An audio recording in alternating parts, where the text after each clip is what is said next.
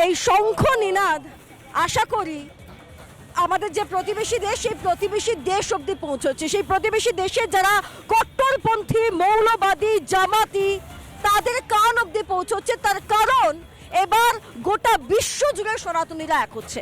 আজকে রানী রাসমণি রোডে এক অরাজনৈতিক সনাতনী সমাবেশ হয়েছিল, যেখানে আমরা সমস্ত হিন্দুদের সমস্ত সনাতনীদের এক হতে দেখেছি। সেখানে শুভেন্দু অধিকারীও এসেছিলেন, তিনি তার মতো করে বক্তব্য রেখেছেন এবং সমস্ত মহারাজরা যাদেরকে আপনারা এই মুহূর্তে দেখতে পাচ্ছেন, এছাড়াও অসংখ্য সাধারণ মানুষ, শুধুমাত্র কোনো নির্দিষ্ট রাজনৈতিক পরিচয় দিয়ে নয়, সমস্ত সাধারণ মানুষ তারা আজকে একত্রিত হয়েছেন এই রানী রাসমণি রোডে। তার কারণ প্রতিবেশী দেশে যত সময় যাচ্ছে, যত দিন যাচ্ছে, লাগাতার সনাতনীদের উপর, হিন্দুদের উপর অত্যাচার ক্রমশ বাড়ছে। এর শেষ কোথায়? কেন এই বিষয়টাকে শেষ করা হচ্ছে না? কেন কোনো কঠিন পদক্ষেপ নেওয়া হচ্ছে না? সর্বোপরি এ রাজ্যে যারা রাজনীতি করছেন, তিনি শাসক দল হোক বা অন্যান্য কোনো বিরোধী দল, শুধুমাত্র ভোট বাক্সের কথা ভেবেই কি এক হয়ে পথে নামতে খুব কষ্ট হচ্ছে?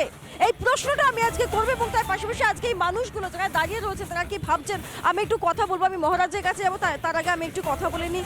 আপনি কত দূর থেকে আসছেন? আমি সোদপুর সুকচর।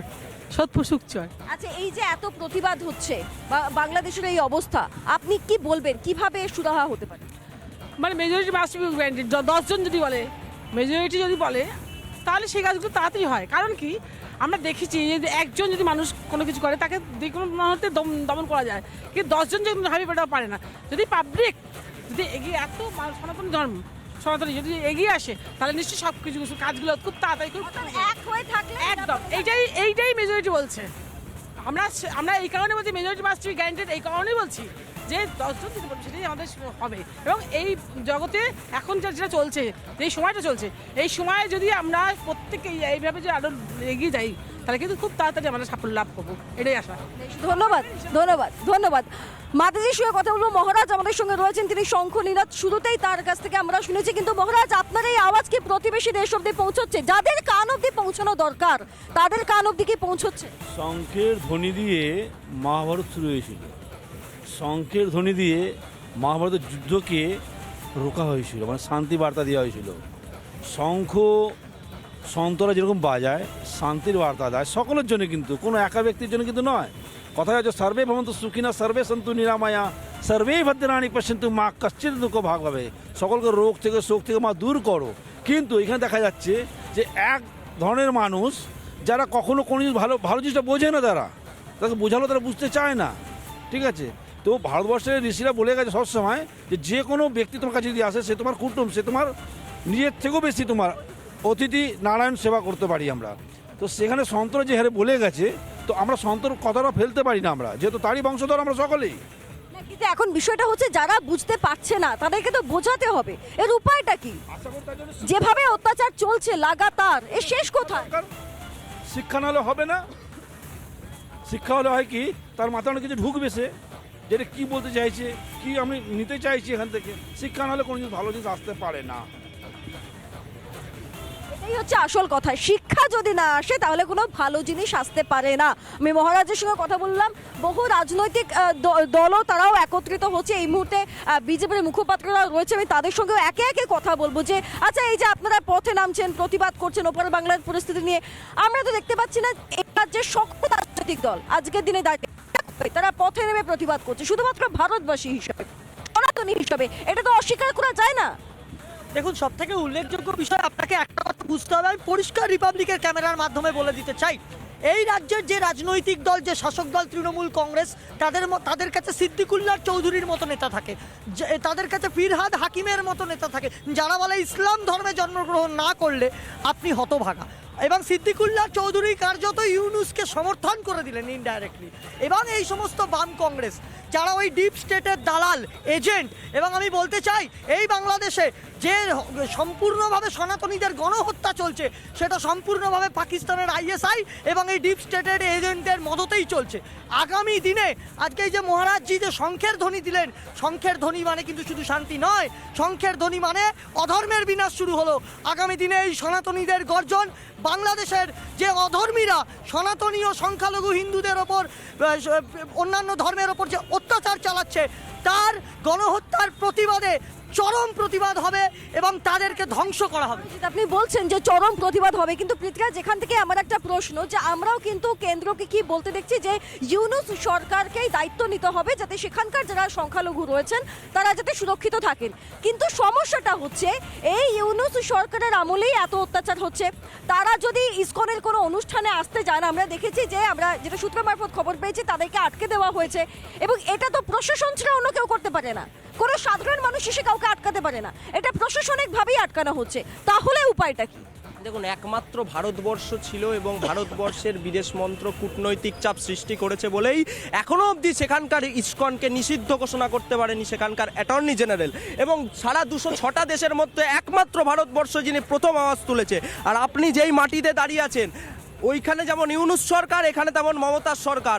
1 বছর আগে ডিসেম্বর মাসে যেই সাধু সন্ন্যাসীরা আজকে এখানে উপস্থিত, তারা গঙ্গাসাগর মেলায় যাচ্ছিল পৌষ পার্বণ করতে, তাদেরকে নগ্ন করে সেখানে মারধর করা হয়েছে একদম মমতা বন্দ্যোপাধ্যায়ের নির্দেশে, তাদের গুন্ডাদের দ্বারা। আপনারা জোর দিয়ে কি করে বলছেন যে রাজ্যের মুখ্যমন্ত্রীর নামে আপনি এটা কি করে বলছেন? কি প্রমাণ? কেন আপনারা দেখতে পান না? আপনারা কাজীপাড়া দেখতে পান না?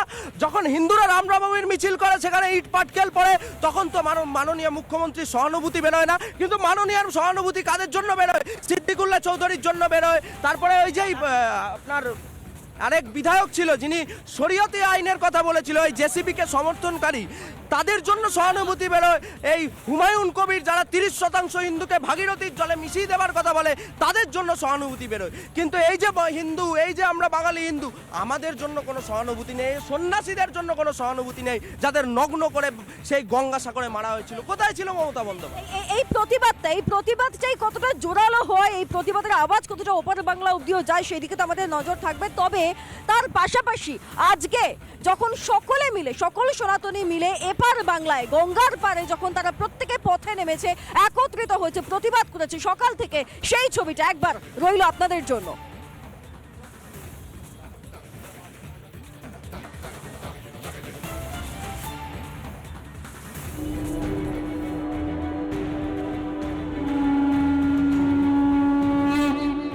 আগেও শুভেন্দু অধিকারীর নেতৃত্বে পেট্রাপোল সীমান্তে, অর্থাৎ পেট্রাপোল বেনাপোল সীমান্তে, সেখানেও কিন্তু একটি বড় কার্যত সভা সংগঠিত তারা করেছিলেন। আজকে রানী রাসমণি থেকে প্রথমে পুলিশের অনুমতি পাওয়া যায়নি, শেষে হাইকোর্ট পর্যন্ত জল গড়ায় এবং হাইকোর্টের অনুমতি নিয়ে আজকের এই সভা। আমরা সনাতনী, আমরা দেবতাকে, একটা বৃক্ষকে দেবতা জ্ঞানে পূজা করি। আমরা সনাতনী, আমরা একটা পাথরকে দেবতা জ্ঞানে পূজা করি। আমরা সেই সনাতনী যারা ধূম্র পাহাড় কেটে সুন্দর দেবালয় নির্মাণ করি। এটা দেখলাম আজকে আমরা সারাদিনের ছবি। আচ্ছা, আজকে যারা সারাদিন ছিলেন তাদের মধ্যে কেউ কেউ এই মুহূর্তে আমাদের সঙ্গেও রয়েছেন। দিদি, আপনি সকাল থেকে ছিলেন? অবশ্যই সকাল থেকে ছিলাম। আমি প্রতিদিন হিন্দু, আমি একজন নিজে সনাতনী হিন্দু মেয়ে। আমি প্রতিদিন ভারতবর্ষের যেখানে যে কোনো হিন্দুকে যদি কোনো অপরাধে কোনো কিছুতে হয়, আমি তার পাশে সেখানেই থাকবো, কারণ আমি একজন হিন্দু সনাতনী, আমি কিন্তু অন্য কিছু নয়। আজকে হিন্দুদের উপর কেন এত অত্যাচার? যেখানে আমাদের হিন্দু মুখ্যমন্ত্রী মমতা বন্দ্যোপাধ্যায়, তার নামের পাশে একজন ব্রাহ্মণ বলে লেখা আছে ব্যানার্জি, তিনি কি আদৌ হিন্দু? হিন্দুদের সবাই না, মানে আপনি বলতে চাইছেন যে শুধুমাত্র মানে ধর্মীয় বিভাজন চলছে এখানে, মানে নির্দিষ্ট একটি ধর্মকে বেশি গুরুত্ব দেওয়া হচ্ছে, অপর ধর্মকে গুরুত্ব দেওয়া হচ্ছে না? অবশ্যই সেটাই করা হচ্ছে। মমতা বন্দ্যোপাধ্যায় তো বলছেন যে ওপার বাংলায় সংখ্যালঘুরা আক্রান্ত হচ্ছে, আমি এটা প্রতিবাদ জানাচ্ছি, কেন্দ্রীয় সরকার যা সিদ্ধান্ত নেবে সেটাতেই আমরা মেনে নেব। কোথায় তো বিধানসভা, তিনি তো বিধানসভায় বলেছেন উনি মাঠে নামুক, উনি যে কোনো বর্ডারে যান, বর্ডারে কি বর্ডার সিল করে দেখান, উনি বর্ডারের মুখে দাঁড়িয়ে বলুন যে আমি বর্ডারটা সিল করলাম, এখান থেকে কোনো পাচার হবে না। উনি একবার তো করুক, করে দেখা। বাবরি মসজিদের যে রায় সুপ্রিম কোর্ট দিয়েছে, সেই বাবরি মসজিদ নিয়ে সুপ্রিম কোর্টের রায়কে অমান্য করে উনি মন্তব্য করেন। কিন্তু যখন বাংলাদেশে গণহত্যা হয়, হিন্দু গণহত্যা হয়, তখন উনি একটাও মুখ খোলেন না। বাংলাদেশের এক হুজুর এই রাজ্যের মুখ্যমন্ত্রী মাননীয় মমতা বন্দ্যোপাধ্যায়কে নিয়ে বাজে কথা বলেছিলেন। আমরা তার প্রতিবাদ জানাই, কারণ আমাদের সাথে রাজনৈতিক ভারত ভারতবর্ষের লোক, কিন্তু উনি এতটাই নীরব তোষণ নীতি করতে ভোট ব্যাংকের জন্য। উনি সম্পূর্ণভাবে এই মৌলবাদীদের সমর্থন করেন, এই ধ্বংসাত্মক রাজনীতিকে সমর্থন করেন। এটা আমরা ঘৃণা হচ্ছে একজন ব্যানার্জি টাইটেল নিয়ে মমতা বন্দ্যোপাধ্যায়ের সাংসদ বলছে যে কোনো একটা জায়গায় 15-20 জন মুসলমান মিলে কিছুদিন বসে সেখানে 10-12 দিন বসে নামাজ পড়লে সেটা ওয়াকফ সম্পত্তি হয়ে যায়। আমার মনে হয় যে ওনার ব্যানার্জি টাইটেলটা ছেড়ে হয় হুসেন নয় শেখ টাইটেল নিয়ে নেওয়া উচিত। আর দ্বিতীয় কথা লাস্ট কথা বলেছি, আমরা দেখতে পাই যখন ইসরায়েল প্যালেস্টাইন যুদ্ধ হয় তখন বামেরা নেমে পড়ে ইসরায়েল প্যালেস্টাইন নিয়ে, কিন্তু বাংলাদেশে যখন হিন্দুরা আক্রান্ত হচ্ছে তখন একটা বাম নেতাকেও নেমে দেখতে পারলাম না যে বাংলাদেশের হিন্দুদের নিয়ে প্রতিবাদ করলো। একদম ঠিক কথা। হোঁচটকে হাওড়ায় বা এই বিভিন্ন অঞ্চলে পরবর্তী সময় আমরা দেখেছি, কিন্তু শুরু থেকে সত্যি এই প্রতিবাদ আমরা দেখতে পাইনি। আমি আসবো, তবে তার আগে শুভেন্দু অধিকারী রাজ্যের বিরোধী দলনেতা, তিনিও আজকের এই যে মিছিল, এই প্রতিবাদ সেখানে একত্রিত হয়েছিলেন, তিনিও এসেছিলেন। তিনি মঞ্চ থেকে কি বলেছেন একবার শুনুন আপনারা। এ লড়াই বেঁচে থাকার লড়াই নয়, এ লড়াই অস্তিত্ব রক্ষার লড়াই। এ লড়াই জিততেই হবে, আর মুখ বন্ধ করা যাবে না। গতকাল বাংলাদেশ থেকে বলা হয়েছে ওরা কি চট্টগ্রাম নিয়ে নেবে। আমরা চাইলে পশ্চিমবঙ্গ নেব, বিহার নেব, ঝাড়খণ্ড নেব, উড়িষ্যা নেব, আসাম নেব, উত্তর পূর্বাঞ্চল নেব। আর আমরা ওই জিহাদিদের বলি তাকিয়ে দেখ উপরের দিকে, এটা আমরা করব। অখণ্ড ভারতকে হিন্দুরা আর একটু চোয়াল শক্ত করে রাখুন, মুক্তিযোদ্ধারা আর একটু ঐক্যবদ্ধ থাকুন। 20 জানুয়ারি 2025 পরে বিশ্ব সমাজ বাংলাদেশের জন্য এগিয়ে আসবে। অবৈধ লোকেদের উৎখাত করব।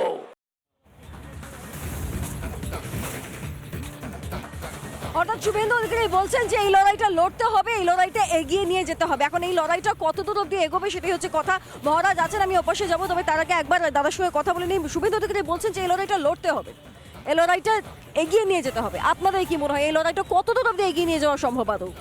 এই লড়াইটা যতক্ষণ না পর্যন্ত হিন্দুদের উপরে অত্যাচার হওয়া বন্ধ হচ্ছে ততক্ষণ পর্যন্ত আমাদের লড়াইটা করা উচিত। শুধুমাত্র ভারতীয় জনতা পার্টির ব্যানারে নয়, আমাদের সকল হিন্দুকে, হিন্দু এক হও, দুনিয়ার হিন্দু ভাই ভাই, এই স্লোগানকে সামনে রেখে আমাদের লড়াইটা করতে হবে। কেননা বর্তমান সময় পশ্চিমবাংলায় মমতা বন্দ্যোপাধ্যায় হচ্ছে উগ্রপন্থী কাফের মৌলবাদীদের আশ্রয়দাতা।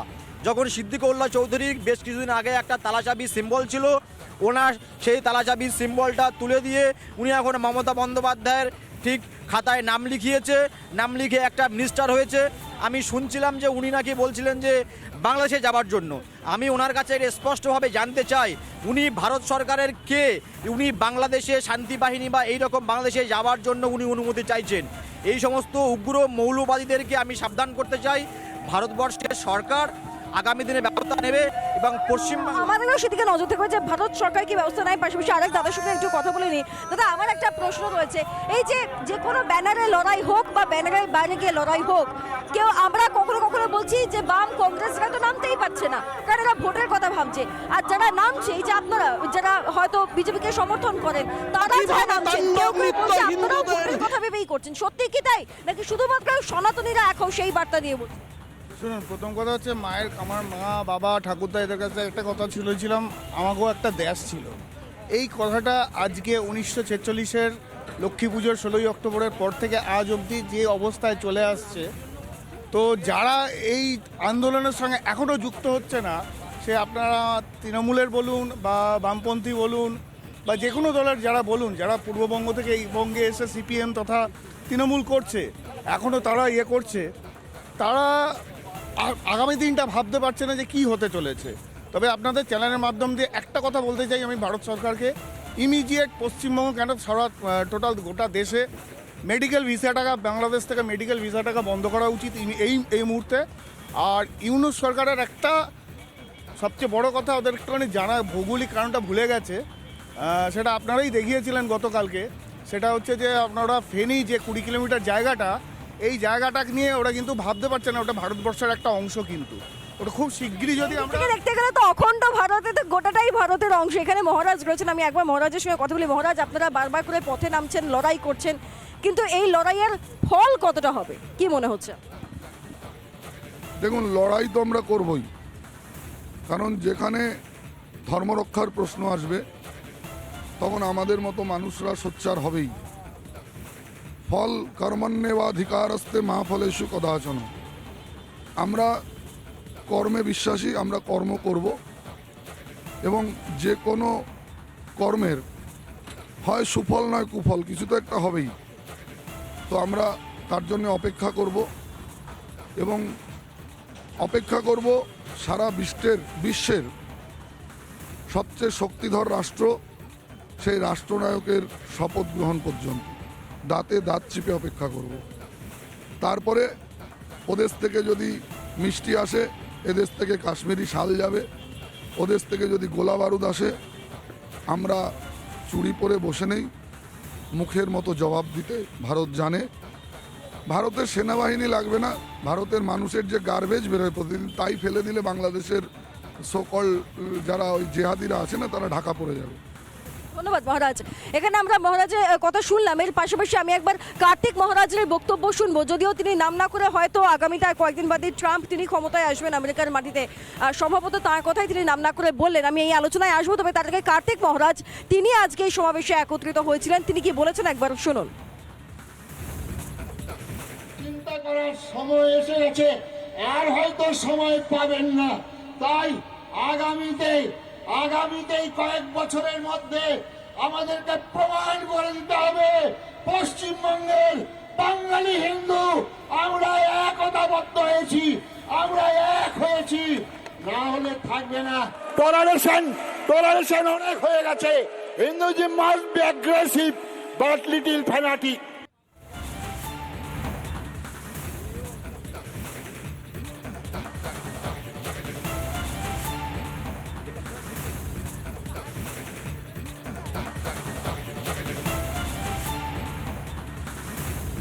শুনলাম কার্তিক মহারাজের বক্তব্য, আমি আবারও আলোচনায় আসবো, কথা বলবো এই বিষয় নিয়ে, এবং এর মধ্যে ভোট রাজনীতি এই বাংলায় মাটিতে দাঁড়িয়ে বা এই দেশের মাটিতে দাঁড়িয়ে আদৌ কতটা জড়িয়ে আছে সে বিষয় নিয়েও কথা বলবো। তবে এখন সবাই একটা ছোট্ট ফিরছি ব্রেকের পর। দেখতে থাকুন রিপাবলিক বাংলা। যে কোনো পাকিস্তানি যেখানেই থাকুক, বিশ্বের যে প্রান্তে থাকুক, পাকিস্তানি হলে তাকে বাংলাদেশি ভিসা দিতেই হবে। 2019-এর নির্দেশটাকে বাতিল করা হলো, আর বলে দেওয়া হলো এখন থেকে বাংলাদেশের কাছে ভিসার আবেদন করলেই ভিসা পাবে পাকিস্তানি নাগরিকরা। ভালো বন্ধু ছেড়ে পাকিস্তানের দিকে হাত বাড়াচ্ছে। পাকিস্তানিদের জন্য এত বড় বড় কথা, ইউনিসেফ টেবিল থেকে এসছে এটা।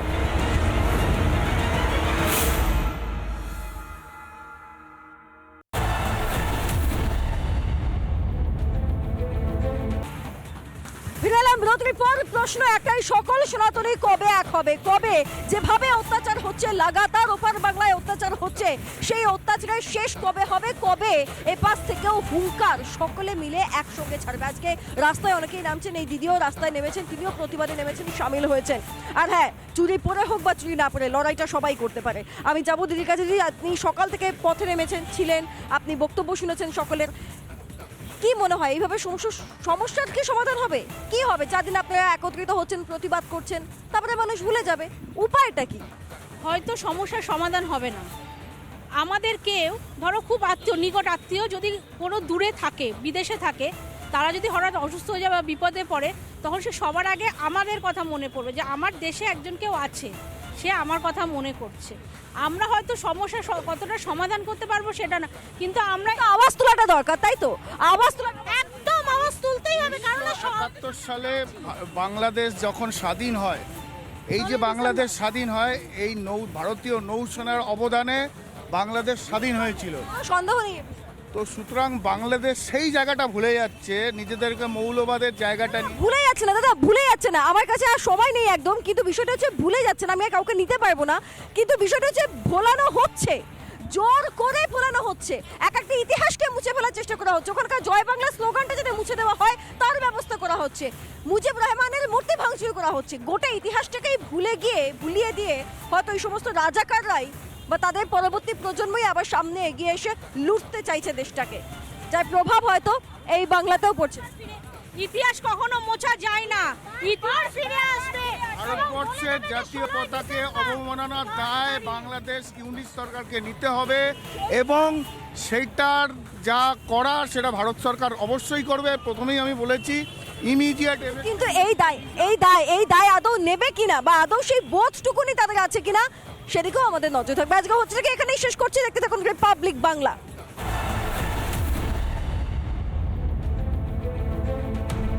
নানা ধরনের কন্টেন্ট দেখার জন্য লাইক করুন, শেয়ার করুন আমাদের ফেসবুক পেজ, সাবস্ক্রাইব করুন আমাদের ইউটিউব চ্যানেল। পাশাপাশি অন্যান্য ব্রেকিং নিউজের জন্য অবশ্যই চোখ রাখুন রিপাবলিক বাংলায়।